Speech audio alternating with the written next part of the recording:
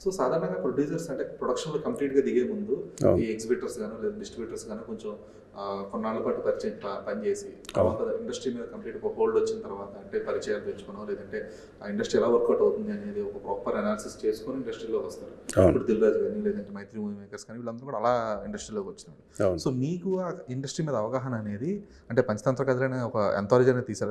అది not a complete film. అంటే ఈ అవును. స్థాయి అంటే ఒక 'వదల 2' ప్రొడ్యూస్ చేసే స్థాయి అవగాహన అయితే ఆ సినిమాతో ఖచ్చితంగా వచ్చుండదు. లేదు లేదు. సో ఆ నాలెడ్జ్ అనేది లేదంటే ఇండస్ట్రీ బేసిక్స్ అనేవి ఎలా తెలుసుకున్నారు? అంటే ఆ సినిమాతోటి బేసిక్స్ కొన్ని తెలుసు. అంటే 24 క్రాఫ్ట్స్ అసలు సినిమా ఎలా తీస్తారు, ఏంటి స్టోరీ ఏంటి, డైరెక్టర్ ఏంటి, ఇవన్నీ తెలుసు. కానీ నాకేంటంటే నాకు సంపత్ గారు కూడా సంపత్ నంది టీమ్ వర్క్స్ ఉన్నది కదా, నాకు అంత పెద్ద ప్రాబ్లం అనిపించలేదు. ఇంకొకటి ఏంటంటే నేను ఒక బిజినెస్ మ్యాన్ కాబట్టి నాకు ఇంతో అంత ఎక్స్పీరియన్స్ ఉంటుంది.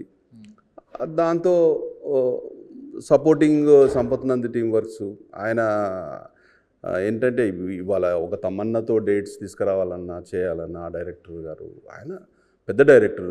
ఇండస్ట్రీలో ఇప్పుడు పెద్ద పెద్ద సినిమాలు తీశాడు, హీరోలతోటి తీశాడు, బ్లాక్ బస్టర్స్ ఉన్నాయి ఆయన. ఆయన సపోర్ట్ చాలా ఉంది కదండి. ఓకే.